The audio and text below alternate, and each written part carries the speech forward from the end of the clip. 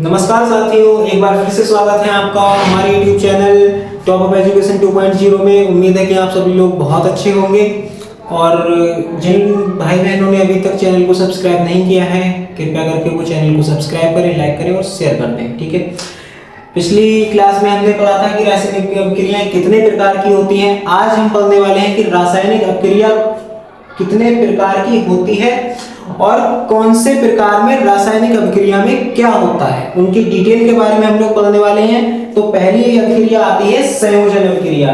पहली अभिक्रिया मैंने आप लोगों को बताई थी संयोजन अभिक्रिया।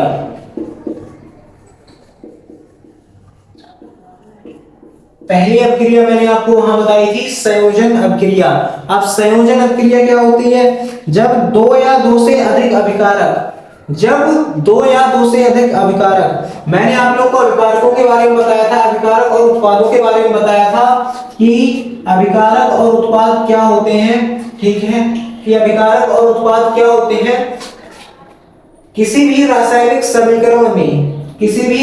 समीकरण या अभिक्रिया में तीर के दाएं ओर वाला पक्ष, ठीक है, बाएं ओर वाला पक्ष अभिकारक कहलाता है। ठीक है, किसी भी रासायनिक अभिक्रिया में तीर के बाएं ओर वाला पक्ष अभिकारक कहलाता है और जो बनके नया प्रोडक्ट तैयार हो रहा है, जो हमको नया प्रोडक्ट बनके मिल रहा है, हमने दो तत्व लिए, एक तत्व ए लिया, एक तत्व बी लिया, हमको नया एक तत्व मिल गया सी और डी। हमने दो तत्वों को लिया, एक ये और एक ये, दोनों को आपस में मिलाया, हमको एक नया तत्व मिल गया सी और डी। ठीक है, सी और डी हमको नया तत्व मिला है, तो इसे बोलते हैं उत्पाद।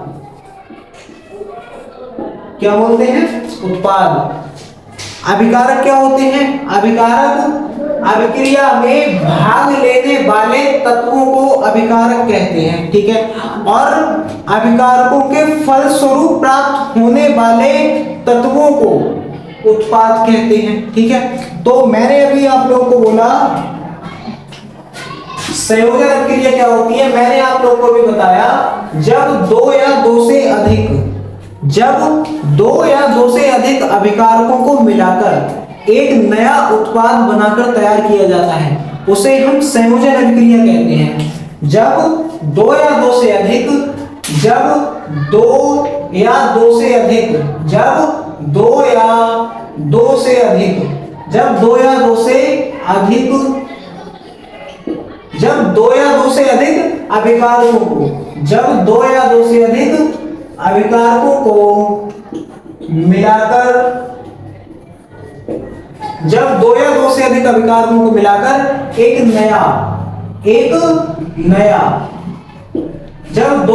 अधिक अभिकारकों को मिलाकर एक नया उत्पाद बनाया जाता है। क्या बनाया जाता है? उत्पाद, यानी प्रोडक्ट। जब दो या दो से अधिक अभिकारकों को मिलाकर एक नया प्रोडक्ट, एक नया उत्पाद बनाया जाता है, तो उसे हम बनाया जाता है, तो उसे संयोजन अभिक्रिया कहते हैं। क्या कहते हैं दोस्तों? संयोजन अभिक्रिया कहते हैं। क्या कहते हैं? संयोजन अभिक्रिया कहते हैं। ठीक है, जब दो या दो से अधिक अभिकारकों को मिलाकर एक नया उत्पाद बनाते हैं, तो उसे संयोजन अभिक्रिया कहते हैं। जैसे अगर हाइड्रोजन और ऑक्सीजन को मिलाकर, जब हाइड्रोजन और ऑक्सीजन को मिलाकर हम जल का निर्माण करते हैं। ठीक है, जब हाइड्रोजन और ऑक्सीजन को मिलाकर जब हम जल का निर्माण करते हैं, तो यह एक संयोजन अभिक्रिया का उदाहरण है। क्या है? संयोजन अभिक्रिया।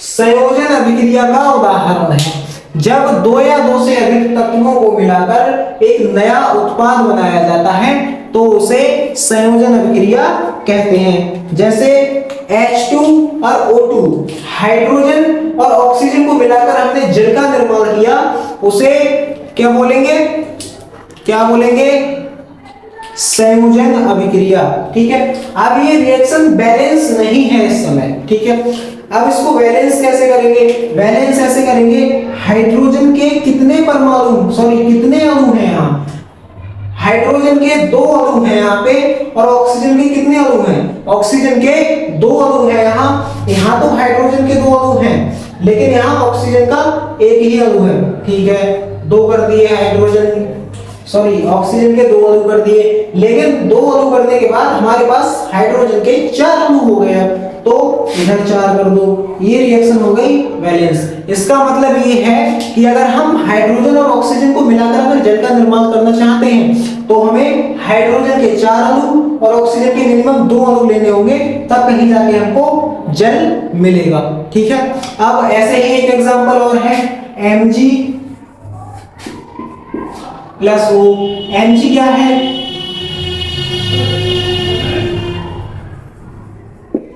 मैग्नीशियम। Mg क्या है, मैग्नीशियम, और O क्या है, ऑक्सीजन। O क्या है, ऑक्सीजन। अगर इनको मिलाकर हम क्या बनाते हैं, MgO। इनको मिलाकर हम क्या बनाते हैं, MgO। MgO क्या होता है, मैग्नीशियम, मैग्नीशियम ऑक्साइड। ठीक है, ये क्या है, मैग्नीशियम ऑक्साइड। ठीक है, ये क्या है, मैग्नीशियम ऑक्साइड। तो दोनों एग्जांपल्स को देखने के बाद, देखो अगर थ्योरी नहीं याद होती है तो एग्जांपल याद कर लो, एग्जांपल के बेसिस पे आप लोग थ्योरी बना सकते हो। ठीक है, एग्जांपल के बेसिस पे थ्योरी बना सकते हो। ठीक है, अगर थ्योरी याद हो रही है, थ्योरी थोड़ी लेंथी होती है, थ्योरी अगर याद कर पा रहे हो तो थ्योरी याद कर लो, एग्जांपल बने आराम से बना सकते हो। ठीक है, संयोजन अभिक्रिया क्या होती है, संयोजन अभिक्रिया वह अभिक्रिया होती है जब 2 या 2 से अधिक तत्वों को मिलाकर, जब 2 या 2 से अधिक अभिकारकों को मिलाकर एक नए उत्पाद का निर्माण किया जाता है। जब 2 या 2 से अधिक, जब 2 या 2 से अधिक अभिकारकों को मिलाकर एक नए उत्पाद का निर्माण किया जाता है, तो उसे क्या बोलते हैं, उसे हम बोलते हैं संयोजन अभिक्रिया। ठीक है, उसे क्या बोलते हैं, संयोजन अभिक्रिया।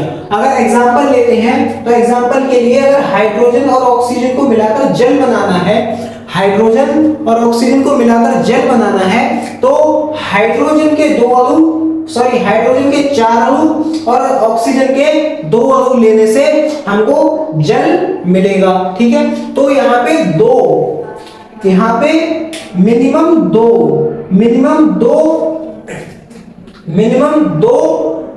तत्व लिए हैं मैंने।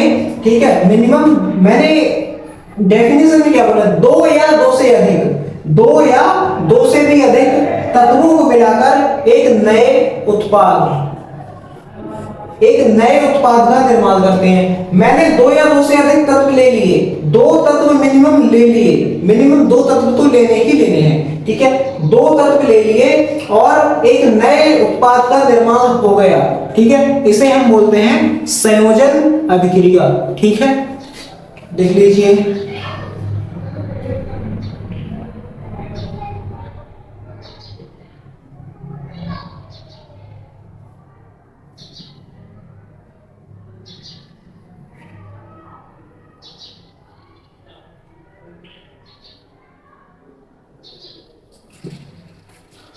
अगली आती है ऊष्मा क्षेपी अभिक्रिया। अगली क्या आती है, ऊष्मा क्षेपी अभिक्रिया। अगली क्या आती है,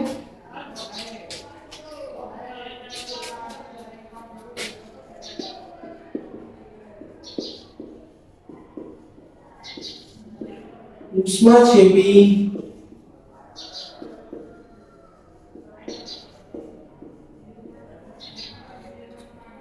अभिक्रिया।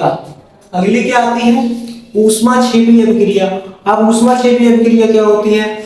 ऊष्माक्षेपी के नाम से ही तुम समझ रहे हो कि इसमें ऊष्मा का कुछ ना कुछ रोल तो रहेगा, ठीक है, ऊष्मा का कुछ ना कुछ तो रोल रहेगा। तो वे अभिक्रियाएं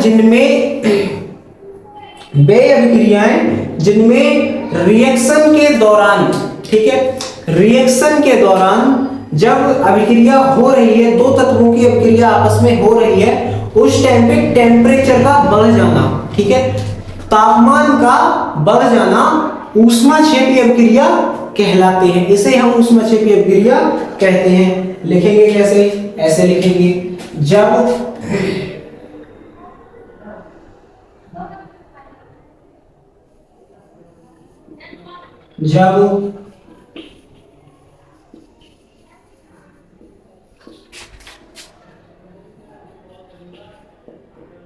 अभिक्रियाओं के दौरान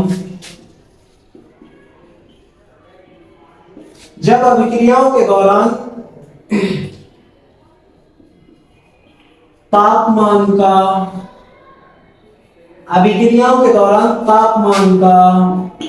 बढ़ जाना, अभिक्रियाओं के दौरान तापमान का बढ़ जाना। तापमान कब बढ़ता है? तापमान कब बढ़ता है? जब अभिक्रिया हो रही है, तापमान तभी बढ़ेगा जब अभिक्रिया से ऊष्मा उत्पन्न होगी, ठीक है। अभिक्रिया के दौरान तापमान का बढ़ जाना, तापमान कब बढ़ेगा? जब ऊष्मा उत्पन्न होगी, ठीक है। अब इसको कैसे लिखेंगे?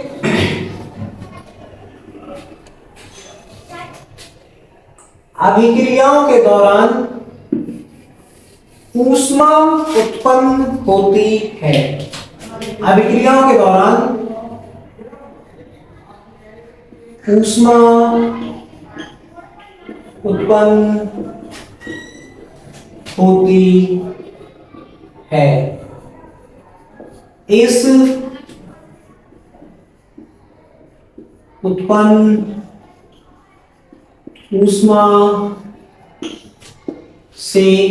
इस उत्पन्न ऊष्मा से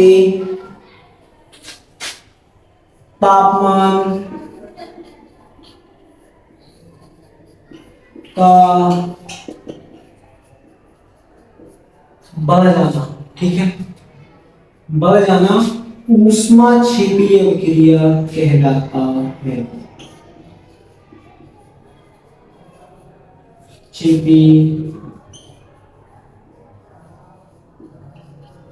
अभिक्रिया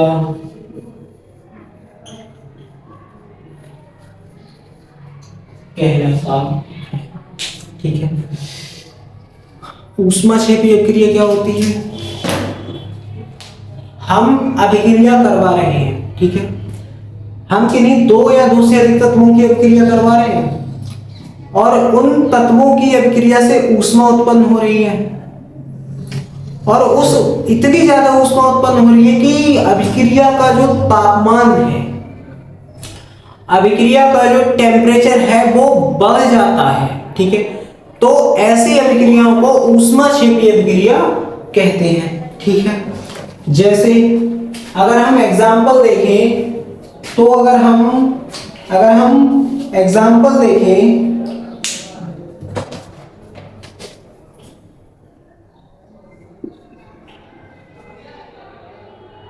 CH4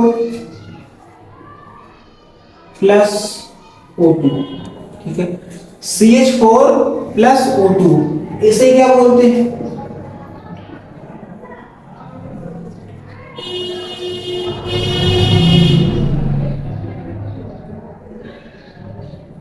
मीथेन।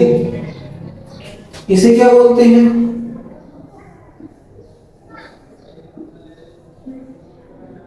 ऑक्सीजन। और जब इन दोनों की अभिक्रिया करवाते हैं तब हमें मिलता है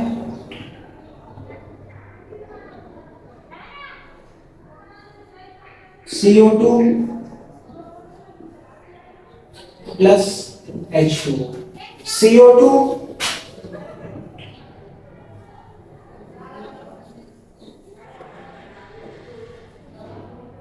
कार्बन डाई ऑक्साइड और H2O वाटर। ठीक है, मीथेन की ऑक्सीजन के साथ जब अपक्रिया करवाते हैं तो क्या रिलीज होता है?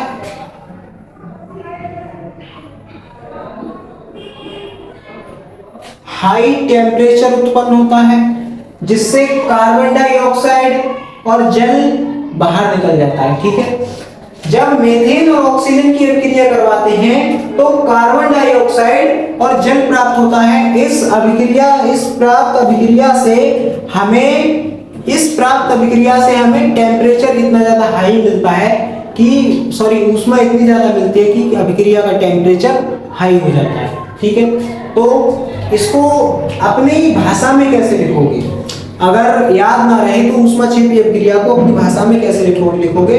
अपनी भाषा में ऐसे लिखोगे, जब दो या दो से अधिक तत्वों की अभिक्रिया करवाई जाती है तब ऊष्मा उत्पन्न होती है और प्राप्त ऊष्मा से अभिक्रिया का टेम्परेचर तापमान बढ़ जाता है।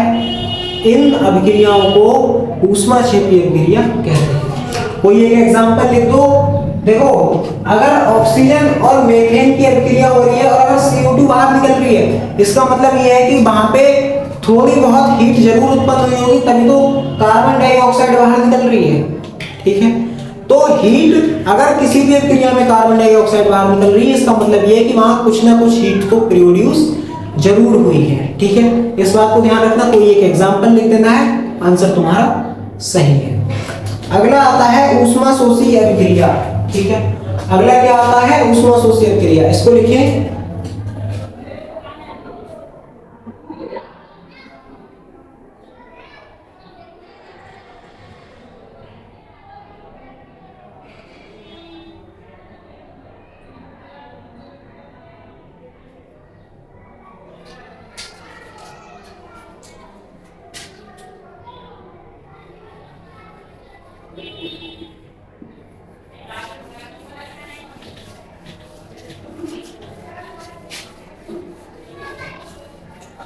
अगली आती है हमारी ऊष्मा शोषी अभिक्रिया।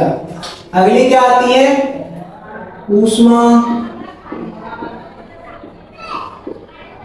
अगली आती है ऊष्मा शोषी अभिक्रिया।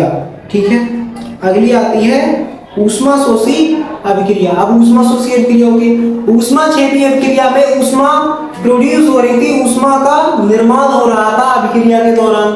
अब ऊष्मा शोषी अभिक्रिया, ऊष्मा शोषी का मतलब क्या होता है? ऊष्मा को सोखना। ठीक है, अभिक्रिया में ऊष्मा को सोखना। अगर ऊष्मा सोखी जा रही है अभिक्रिया में तो इसका मतलब ऊष्मा शोषी अभिक्रिया है। ठीक है, अब इसको कैसे लिखेंगे? जब इसको कैसे लिखेंगे?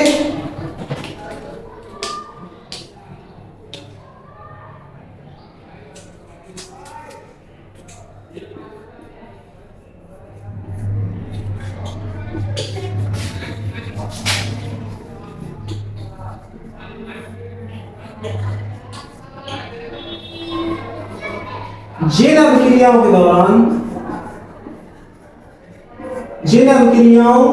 के दौरान ऊष्मा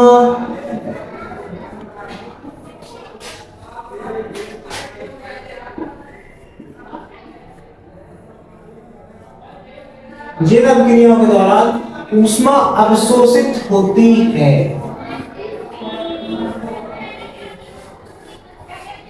जिन अभिक्रियाओं के दौरान ऊष्मा अवशोषित होती है उन्हें ऊष्मा शोषी अभिक्रिया कहते हैं। अब ऊष्मा अगर अवशोषित हो रही है तो टेम्परेचर, ऑब्वियसली बात है कि अगर ऊष्मा किसी भी जगह से कम हो रही है, ठीक है, तो टेम्परेचर अपने आप कम हो जाएगा। ठीक है, जैसे आग लगी हुई है कहीं पे, ठीक है, वहां फायर ब्रिगेड आती है, ठीक है, या फिर गलती से बारिश हो जाए, ठीक है, तो बारिश या फिर फायर ब्रिगेड के आने से पानी छिड़का जाता है। ठीक है, अब जब पानी छिड़क गया है तो आग शांत हो गई। ठीक है, आग शांत होगी क्यों?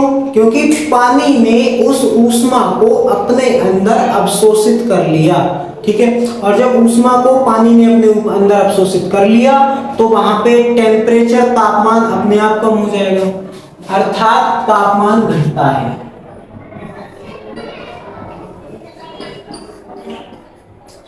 अर्थात तापमान घटता है। जिन अभिक्रियाओं के दौरान ऊष्मा अवशोषित होती है और तापमान कम हो जाता है, ठीक है। अगर ऊष्मा अवशोषित हो रही है तो तापमान अपने आप कम हो जाएगा, ठीक है। तो वे अभिक्रियाएं जिनके दौरान ऊष्मा अवशोषित होती है तथा तापमान कम हो जाता है उन्हें ऊष्मा शोषी अभिक्रिया कहते हैं, ठीक है। अब इसका एग्जाम्पल जैसे कि नाइट्रोजन प्लस ऑक्सीजन। नाइट्रोजन और ऑक्सीजन की जब हम अभिक्रिया करवाते हैं तो हमको मिलता है नाइट्रोजन, तब हमको क्या मिलता है? Nitrogen oxide. तब हमको क्या मिलता है? Nitrogen oxide. और दोनों की दोनों ही, नाइट्रोजन बहुत ही ठंडी गैस होती है, ठीक है। किसी भी तत्व को, किसी भी चीज को जमाने के लिए पर्याप्त होती है नाइट्रोजन, ठीक है। और नाइट्रोजन और ऑक्सीजन की अभिक्रिया करवाने के बाद हमको मिलता है नाइट्रोजन ऑक्साइड, ठीक है। ये नाइट्रोजन ऑक्साइड ऊष्मा का अवशोषण।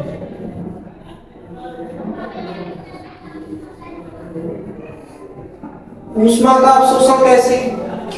अब ऊष्मा का अवशोषण ऐसे जब दोनों की अभिक्रिया होगी, ठीक है। जब दोनों की अभिक्रिया होगी तो हीट प्रोड्यूस होगी, ऐसा नहीं हीट प्रोड्यूस नहीं होगी, हीट प्रोड्यूस होगी, लेकिन नाइट्रोजन इतनी ठंडी गैस होती है कि उस पूरी की पूरी हीट को अपने अंदर ऑब्जर्व कर लेगी, ठीक है। तो इन अभिक्रियाओं को क्या बोलते हैं? ऊष्मा शोषी अभिक्रिया। इसका नाम क्या है?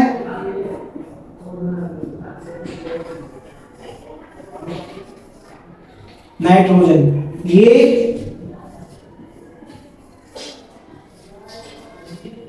ऑक्सीजन, ये क्या है?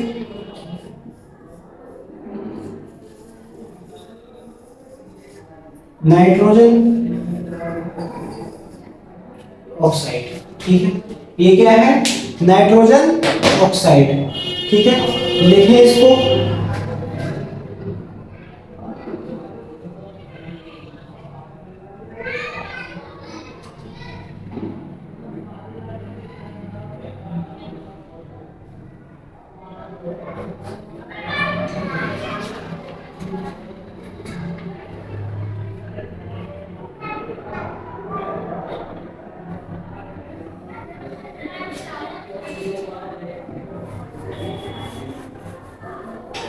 अगली आती है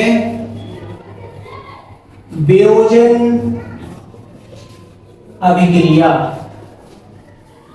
अगली कौन सी आती है? वियोजन अभिक्रिया। अगली कौन सी आती है?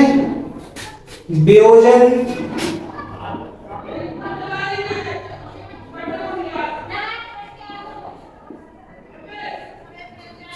अगली आती है वियोजन अभिक्रिया। वियोजन का मतलब क्या होता है? बिछड़ना। एक फैमिली में बहुत सारे मेंबर रह रहे हैं, उसमें कुछ बच्चे भी हैं।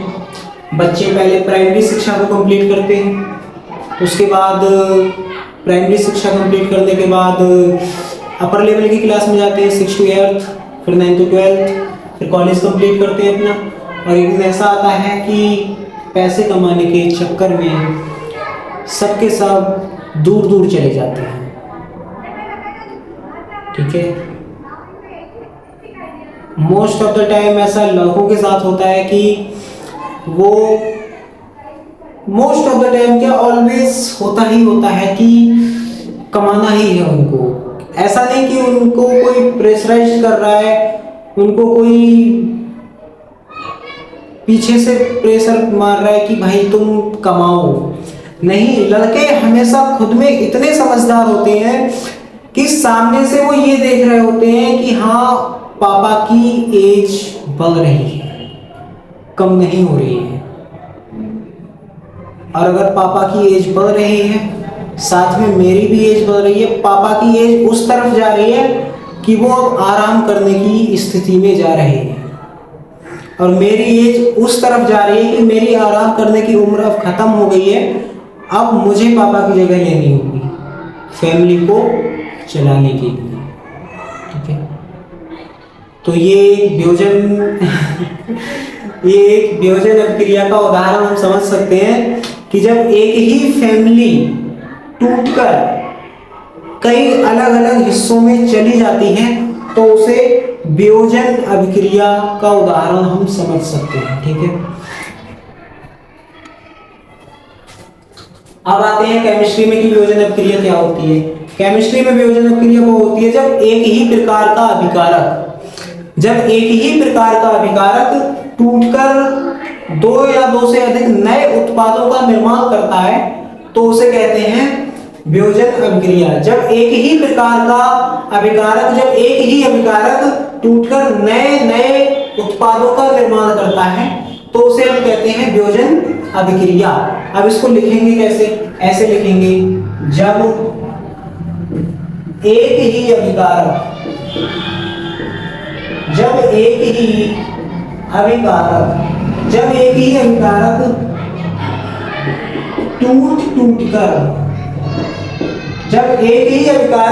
टूट कर नए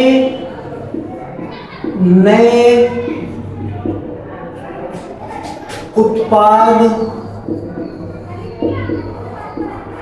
बनाता है। जब एक ही अभिकारक टूट कर नए उत्पाद बनाता है तो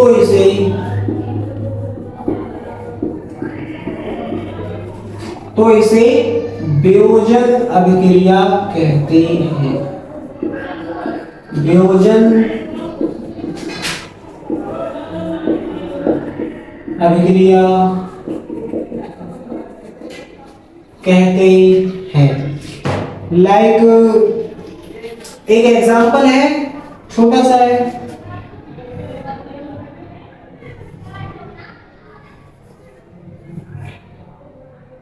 CaCO3। अब ये क्या नया वाला है? Ca होता है कैल्शियम और CO3 होता है कार्बोनेट। Ca के ऊपर प्लस का, CO3 के ऊपर माइनस का चार्ज होता है। ठीक है, अब ये क्या है?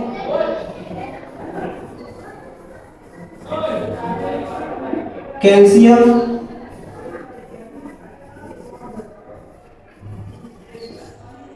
कार्बोनेट। क्या चीज है? Calcium carbonate. अब कैल्शियम कार्बोनेट जब कैल्शियम कार्बोनेट टूटता है तो Ca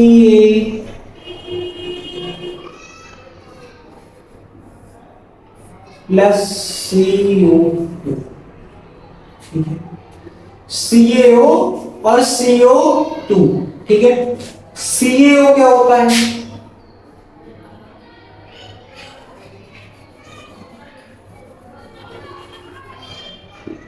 कैल्शियम ऑक्साइड। CaO क्या होता है? Calcium oxide. इसे हम लोग चूना भी बोलते हैं। क्या बोलते हैं? चूना। और चूना कौन सा वाला? बुझा हुआ या बिना बुझा हुआ, इसको बोलते हैं बुझा हुआ चूना। ठीक है, ये क्या है?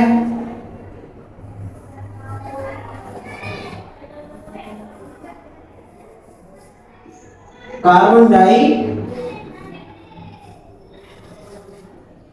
ऑक्साइड। ये क्या है? Carbon die oxide. वियोजन अभिक्रिया क्या होती है? जब एक ही अभिकारक टूट कर नए उत्पाद बनाता है। एक फैमिली में बहुत सारे मेंबर्स रह रहे हैं, सब अलग अलग कमाने के लिए चले गए, वियोजित हो गए। ठीक है, अलग अलग हो गए। ठीक है, रहते एक ही साथ थे लेकिन अपने काम की वजह से अलग अलग चले गए। ठीक है, तो वियोजित हो गए, अलग अलग हो गए, उसे बोलते हैं वियोजन। ठीक है, फैमिली का वियोजन है वो तो। लेकिन अगर हम लोग केमिस्ट्री में बात करें वियोजन की, तो जब एक ही तरह का अभिकारक, जब एक ही अभिकारक टूटकर नए नए उत्पादों को बनाता है, ठीक है, जब एक ही अभिकारक टूटकर नए नए अभिकारकों को बनाता है तो उसे हम बोलते हैं वियोजन अभिक्रिया, ठीक है। जैसे calcium carbonate CaCO3, calcium carbonate को, कैल्शियम कार्बोनेट जब टूटता है तो वो CaO यानी कि कैल्शियम ऑक्साइड चूना या वो सॉरी यानी और CO2 यानी कि कार्बन डाइऑक्साइड में परिवर्तित होता है। लिख लीजिएगा।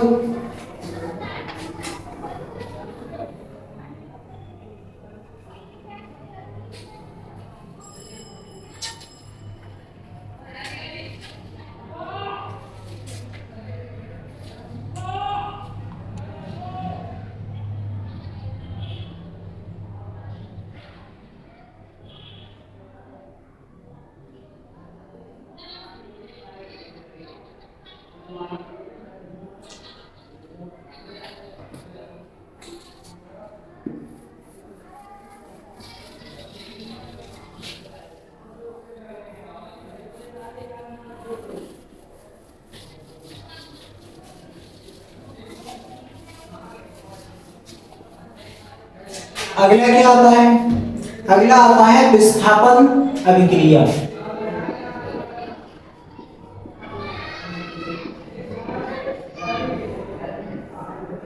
विस्थापन अभिक्रिया। अब विस्थापन का मतलब तुम विस्थापन के नाम से ही सोच रहे, किसी चीज को हटा देना, विस्थापित कर देना, ठीक है। फिजिक्स और केमिस्ट्री में बहुत पढ़ा है तुमने विस्थापन, ठीक है। विस्थापन मींस किसी चीज को हटा देना। तो इसको कैसे लिखेंगे? इसको ऐसे लिखेंगे, जब एक तत्व, एक अभिकारक दूसरे तत्व अभिकारक को उसके जलीय विलयन से विस्थापित कर देता है, ठीक है। जब एक तत्व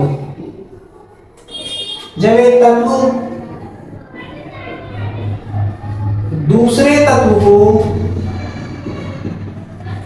जब एक तत्व दूसरे तत्व को उसके जलीय विलयन से, उसके जलीय विलयन से, जब एक तत्व दूसरे तत्व को उसके जलीय विलयन से विस्थापित कर देता है, जब एक तत्व दूसरे तत्व को उसके जलीय विलयन से विस्थापित कर देता है,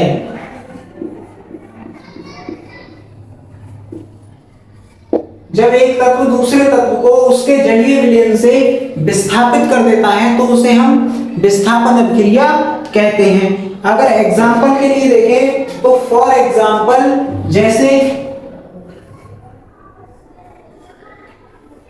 ये क्या है? मेथेन, ठीक है। और ये क्या है? क्लोरीन, ठीक है। ये क्या है? मेथेन। और ये क्या है? क्लोरीन, ठीक है। तो यहां से एक H कम होगा, यहां से Cl कम होगा, मिलके बन जाएगा HCl, ठीक है। अब जलीय विलयन से HCl विस्थापित हुआ है, बचेगा क्या? यहां बचेगा CH3 और यहां बचेगा एक Cl, CH3 plus Cl minus, ठीक है। तो यहां बचेगा CH3 Cl, ठीक है।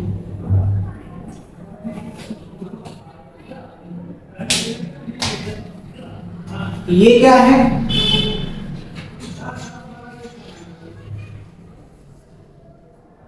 मीथेन। ये क्या है?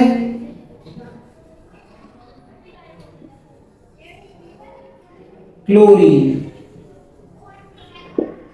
ये क्या है? क्लोरीन। ये क्या है? मेथिल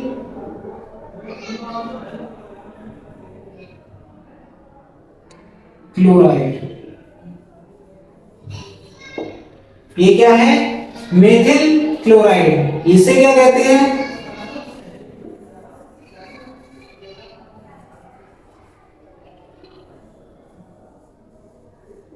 हाइड्रोक्लोरिक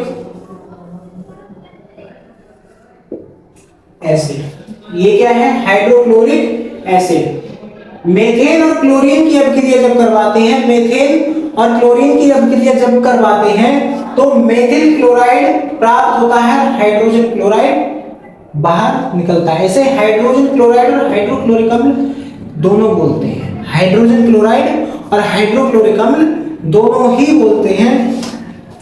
फिर से सुन लो, ये होती क्या है? जब एक तत्व मैंने ले लिया, दूसरे तत्व को उसके जलीय विलयन से विस्थापित कर देता है। यहाँ पे क्लोरीन ने हाइड्रोजन को उसके जलीय विलयन से अपने साथ में विस्थापित कर, अपने एक अणु के साथ में विस्थापित कर लिया। इसे हम बोलते हैं विस्थापन अभिक्रिया। जब एक तत्व दूसरे तत्व को उसके जलीय विलयन से विस्थापित कर देता है तो उसे हम बोलते हैं, क्या बोलते हैं? विस्थापन अभिक्रिया। क्या बोलते हैं? विस्थापन अभिक्रिया। ठीक है, जैसे मेथेन और क्लोरीन की अभिक्रिया करवाने पर, मेथेन और क्लोरीन की अभिक्रिया करवाने पर मेथिल क्लोराइड प्राप्त होता है, क्योंकि क्लोरीन ने हाइड्रोजन को उसके जलीय विलयन से HCl के रूप में विस्थापित कर दिया। ठीक है, अब आगे क्या आती है? अगले आती है द्विविस्थापन अभिक्रिया। नोटेट।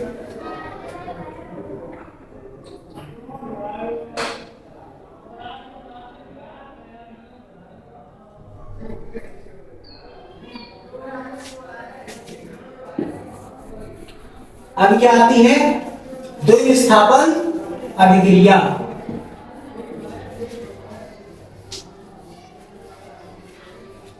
अब कौन सी अभिक्रिया आती है? द्विविस्थापन अभिक्रिया। अब आती है द्विविस्थापन अभिक्रिया। द्विविस्थापन अभिक्रिया क्या होती है? जिन अभिक्रियाओं के बीच में, जिन अभिक्रियाओं में आयनों का आदान प्रदान होता है, आयनों का आदान प्रदान होता है, जिन अभिक्रियाओं में आयनों का आदान प्रदान होता है उन्हें हम द्विविस्थापन अभिक्रिया कहते हैं। जिन अभिक्रियाओं में, लिखेंगे कैसे? जैसे तुम लोगों ने कभी कभी देखा होगा कि हमारी फैमिली में अगर हमारे पिताजी दो भैया हैं, ठीक है, और हमारी ज्वाइंट फैमिली है, ठीक है, और ज्वाइंट फैमिली का मीन्स ये है कि सब लोग रहते साथ में, किचन दो हैं, हमारी चाची अलग खाना बनाती है, हमारी मम्मी अलग खाना बनाती है, क्योंकि लोग ज्यादा हैं, ठीक है, एक जगह बनने में प्रॉब्लम हो रही है, तो ऐसा करा है कि किचन दो कर दिए हैं और खाना दो जगह बन रहा है।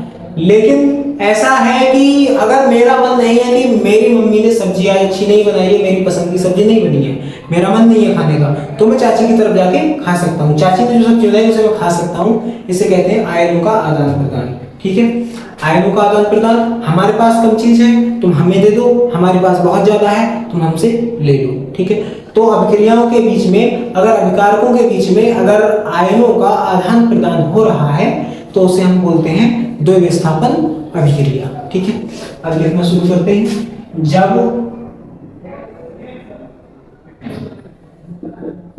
अभिक्रियाओं में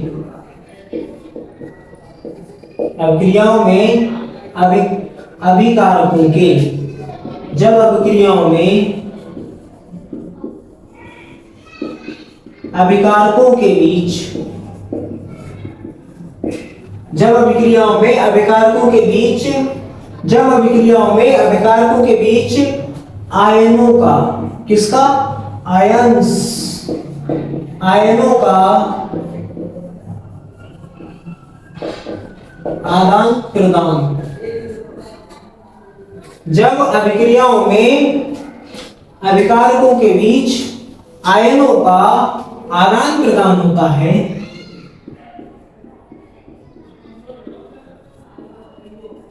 आदान प्रदान होता है, जब अभिक्रियाओं में आयनों के बीच, अभिक्रिया में अभिकारकों के बीच आयनों का आदान प्रदान होता है तो उसे हम बोलते हैं द्विविस्थापन अभिक्रिया।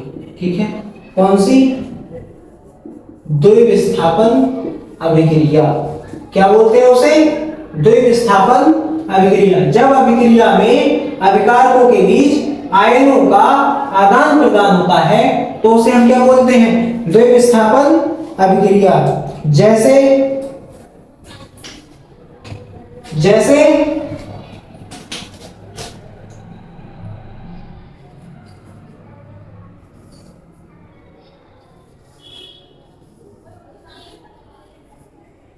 AgNO3, ये क्या है? AgNO3 क्या है? Silver nitrate. क्या है? Silver nitrate. AgNO3 silver nitrate. क्या है? Silver nitrate. और ये किसके साथ अभिक्रिया कर रहा है? NaCl। NaCl sodium chloride. Sodium chloride क्या है? लवण। क्या चीज है? लवण, सॉल्ट है। ठीक है। अब NaNO3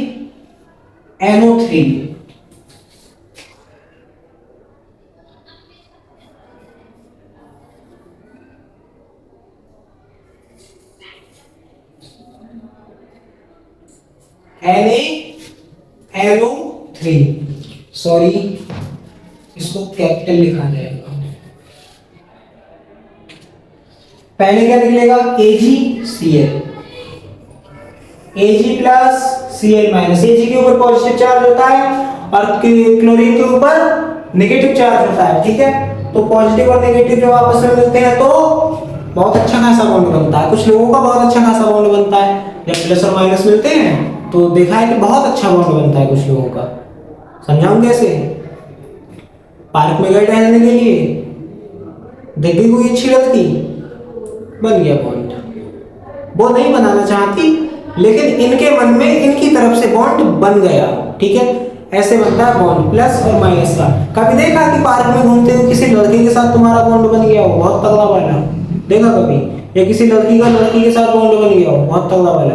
लड़कों में तो मैं समझ सकता हूँ कि हाँ दोस्ती बहुत गहरी हो जाती है कभी कभी, क्योंकि लड़के तो खोखे पे खड़े के माचिस भी अगर मांग लेते हैं ना तब भी उनकी गहरी बहुत दोस्ती जो है वो बहुत गहरी हो जाती है। लेकिन लड़कियों का मैंने कभी नहीं देखा ऐसा आज तक कि हाँ अगर कभी दो अननोन लड़कियां मिली हैं और उनकी जान पहचान बहुत गहरी हो गई हो। या तो लड़कियां बचपन की सहेली होंगी, स्कूल की सहेलियां होंगी, या फिर कॉलेज की सहेलियां होंगी, या फिर ऑफिस की सहेलियां होंगी। लेकिन चलते फिरते कभी किसी लड़की की ऐसी दोस्ती नहीं देखी मैंने। ठीक है। लेकिन अब यहाँ देख लेते हैं यहाँ कैसे दोस्ती होती है। यहाँ ऐसे दोस्ती होती है, ये पॉजिटिव चार्ज है, ये नेगेटिव चार्ज है। ये हमेशा ढूंढता है कि मुझे पॉजिटिव चार्ज किधर मिलेगा, वो सॉरी नेगेटिव चार्ज किधर मिलेगा, और नेगेटिव चार्ज ये ढूंढता है कि मुझे पॉजिटिव चार्ज कहाँ मिलेगा अपना बॉन्ड बनाने के लिए। तो जैसे ही ये घूमते फिरते किसी चौराहे पे किसी गली के नुक्कड़ में मिलते हैं, ये वहीं अपना बॉन्ड बना लेते हैं। ठीक है। ऐसे बनाते हैं अपना बॉन्ड। ठीक है। इन दोनों को हमेशा एक दूसरे की तलाश रहती है। ठीक है। अब हमारे पास क्या बचता है? Na बचता है। क्या बचता है? Na। और बाद में क्या बचता है? NO3। बाद में क्या बचता है?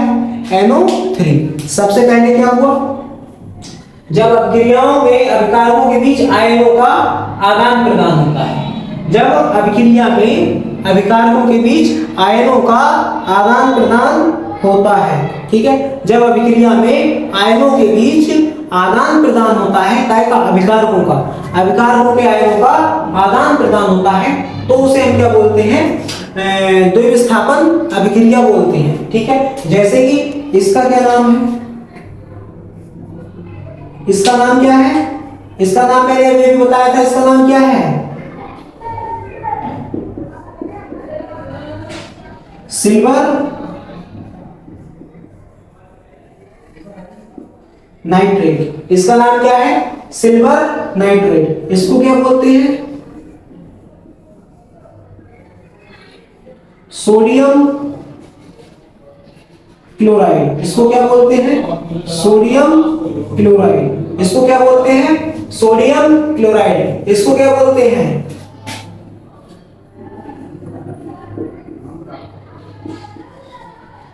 Silver chloride. और इसको क्या बोलते हैं?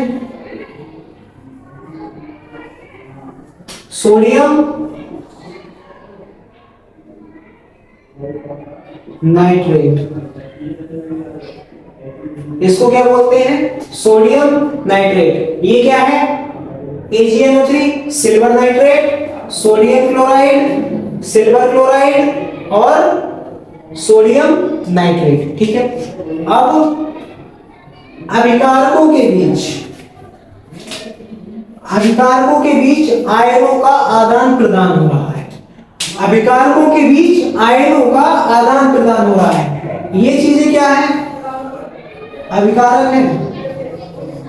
ये क्या है? अभिकारक है। अब आयनों का आदान प्रदान हो रहा है। सिल्वर के साथ तो Cl चला गया, ठीक है, एक पॉजिटिव आयन एक नेगेटिव आयन दोनों मिल सकते हैं, तो आयनों का आदान प्रदान हो गया। पॉजिटिव के साथ नेगेटिव क्लोरीन चला गया। उसके बाद यहां बचता है NO3 नाइट्रेट बचता है, यहां बचता है सोडियम, ठीक है, Na बचता है। ठीक है, तो सोडियम के साथ में NO3 नाइट्रेट चला जाता है। ठीक है, तो इस तरीके से होता है आयनों का आदान प्रदान। ठीक है, तो सिल्वर नाइट्रेट और सोडियम क्लोराइड की जब आप क्रिया करवाते हैं तो सिल्वर क्लोराइड और सोडियम नाइट्रेट प्राप्त होता है। ठीक है, इसको लिखें।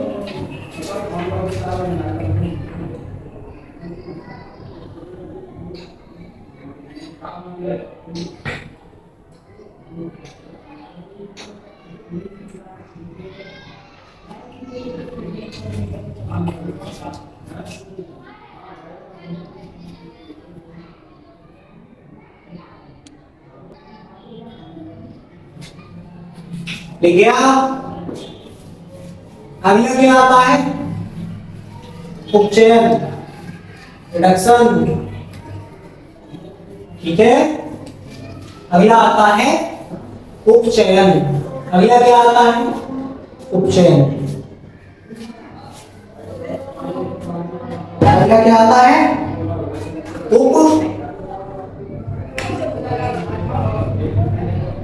अपचयन।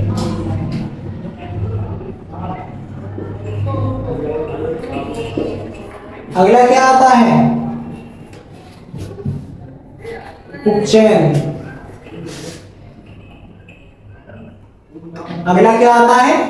उपचयन, रिडक्शन। तो रिडक्शन क्या होता है? वे अभिक्रियाएं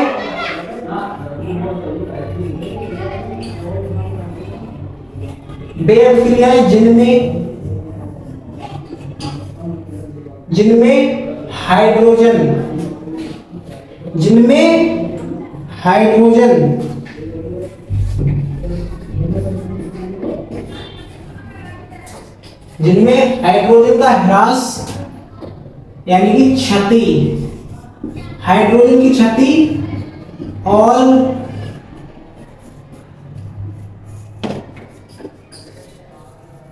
और ऑक्सीजन की वृद्धि होती है,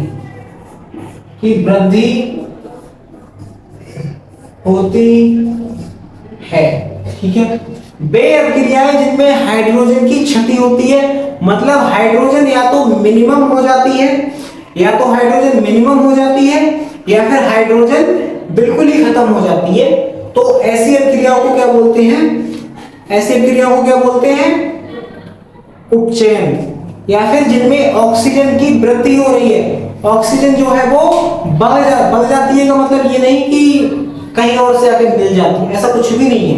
ऑक्सीजन की वृद्धि का मतलब ये है कि ऑक्सीजन ज्यों की त्यों रहती है, ऑक्सीजन और बड़े अमाउंट में हो जाती है, तो इसको बोलते हैं उपचयन। ठीक है, अगला आता है अपचयन।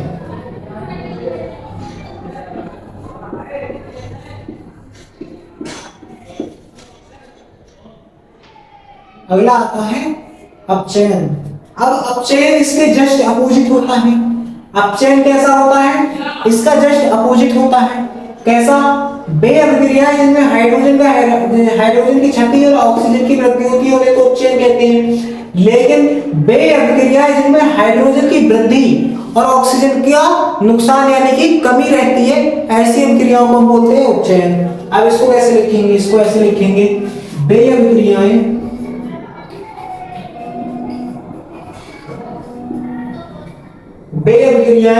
जिनमें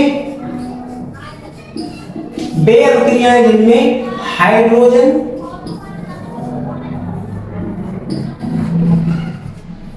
हाइड्रोजन की वृद्धि,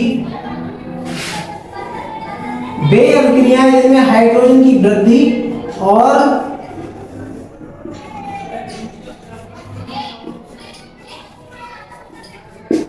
ऑक्सीजन की कमी रहती है, ऑक्सीजन की क्षति होती है।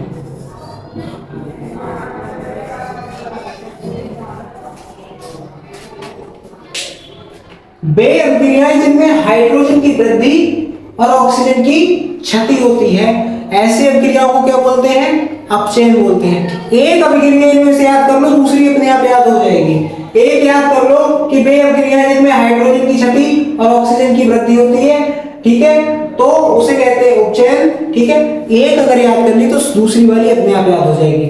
और ऐसी अभिक्रियाएं जिनमें उपचयन और अपचयन दोनों देखने को मिलते हैं, ऐसी अभिक्रियाएं जिनमें उपचयन और अपचयन दोनों देखने को मिलते हैं, उसे हम बोलते हैं रेडॉक्स। रेडॉक्स अभिक्रिया क्या बोलते हैं? रेडॉक्स अभिक्रिया, ठीक है। रेडॉक्स अभिक्रिया क्या होती है? वे अभिक्रियाएं जिनमें उपचयन और अपचयन अभिक्रियाएं एक साथ होती है।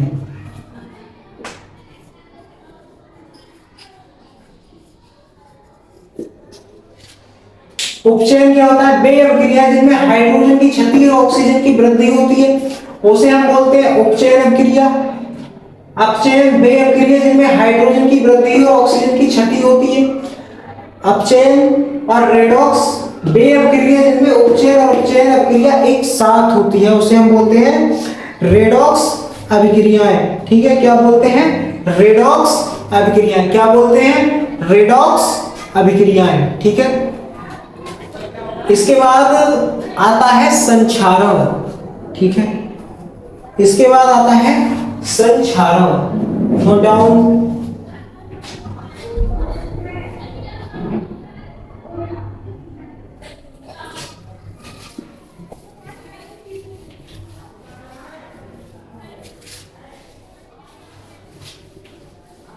संक्षारण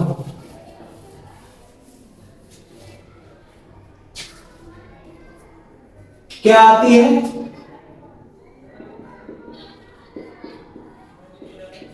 संक्षारण, ओरिजन, ठीक है। क्या? ओरिजन, ठीक है। अब संक्षारण क्या होता है? देखो, किसी वस्तु का संक्षारित होना, संक्षारित कैसे होती है वस्तु?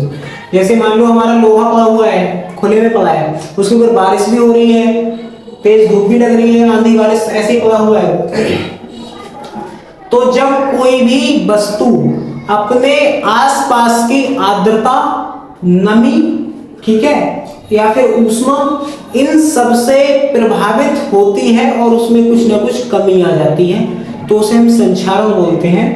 वस्तु में कुछ, जैसे लोहा है अगर पड़ा हुआ है, उस पर बारिश धूप सब कुछ हो रहा है, तो उस पर जंग लगेगा, और जंग लगने के बाद लोहे में कुछ ना कुछ कमी आ जाएगी, लोहा थोड़ा खराब होने लगेगा, इसे बोलते हैं लोहे पर जंग लगना। ये संक्षारण का उदाहरण है। तो संक्षारण क्या होता है? जब कोई वस्तु अपने आसपास, जब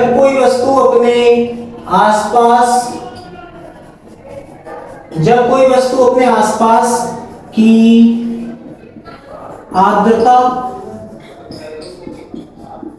नमी और क्या बोलते हैं, ऊष्मा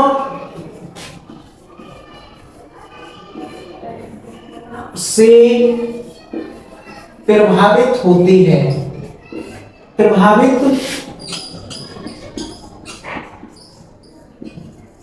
होती है और उसमें कुछ कमी आ जाती है। जब कोई वस्तु अपने आसपास की आर्द्रता, नमी, ऊष्मा इन सबसे प्रभावित होती है, ठीक है, तो उसमें कुछ ना कुछ कमी आ जाती है। उस पर जैसे अगर लोहा है तो उस पर जंग लग जाएगा, लोहे पर जंग लग गया तो लोहा क्या होगा, खराब हो जाएगा, कमजोर हो जाएगा, उसमें कुछ ना कुछ कमी आ जाएगी। तो उस पर बोलते हैं, उसको बोलते हैं संक्षारण, ठीक है। अगर हम लोग उदाहरण देखें, फॉर एग्जांपल देखें, तो लोहे पर जंग लगना, लोहे पर जंग लगना, ठीक है, लोहे पर जंग लगना, खाने का खराब होना। हमारे घर में खाना बनता है, ठीक है, तो वो किसी न किसी वजह से, या तो अगर बहुत तेज धूप पड़ती है तो एक रात में खाना खराब हो जाता है, ऊष्मा का प्रभाव है, ठीक है। तो इस तरीके से नमी, आर्द्रता, इन सब की वजह से अगर कोई चीज खराब हो रही है, प्रभावित हो रही है, तो और उसमें कुछ ना कुछ कमी आ रही है, तो इसका मतलब ये है वो संक्षारण का उदाहरण है, वो वस्तु संक्षारित हो चुकी है। एक बार देख लो, जब कोई वस्तु अपने आसपास की आर्द्रता, नमी, ऊष्मा से प्रभावित होती है तो उसमें कुछ ना कुछ कमी आ जाती है, तो इसे हम संक्षारण कहते हैं। लोहे पर जंग लगना इसका सबसे बेस्ट उदाहरण है, ठीक है। तो दोस्तों आज के लिए इतना ही। आज की क्लास आपको कैसी लगी कमेंट बॉक्स में जरूर बताइएगा, ठीक है। उम्मीद है कि आप लोग डेली क्लासेस ज्वाइन करते हो। डेली हम ले नहीं पाते क्लास, लेकिन आप लोग जो भी क्लास आती है आप लोग उसको ज्वाइन करते रहिएगा, ठीक है, क्योंकि जो लोग अब बोर्ड क्लासेस में आए हैं उनके लिए क्लासेस बहुत ही ज़रूरी है। सारी क्लासेस फ्री ऑफ कॉस्ट है, कोई फीस नहीं है, आप लोग क्लास देखिए, ठीक है, और कोई भी क्लासेस को मिस मत कीजिएगा, और चैनल को एक बार सब्सक्राइब कर लीजिएगा। आप लोग वीडियोस को देखते तो हैं लेकिन चैनल को सब्सक्राइब नहीं करते हैं, ठीक है, तो चैनल को सब्सक्राइब करते रहिएगा। सब्सक्राइब इसलिए नहीं कि हम आपको बोल रहे हैं कि हमारा चैनल सब्सक्राइब करो तो हमारा फायदा होगा, फायदा है हमारा, बस इतना फायदा है कि हमको ये अपडेट मिलता रहता है कि हमसे कितने बच्चे जुड़े हुए हैं, कितने हमारे प्यारे साथी हमसे जुड़े हुए हैं, बस हमको इतना अपडेट मिलता है। और आपको इतना अपडेट मिलता है कि कौन सी न्यू वीडियो आई है, ठीक है, तो आपका ये फायदा है कि न्यू वीडियो जब भी अपलोड होगी तब आपको पता चल जाएगा नया। और ये सिलेबस जो है वो चैप्टर वाइज चल रहा है, अभी 10th क्लास का सिलेबस चल रहा है, ठीक है। आने वाले कुछ दिनों में 1 तारीख से हो सकता है कि 12th क्लास का भी अपलोड कर दिया जाएगा सिलेबस।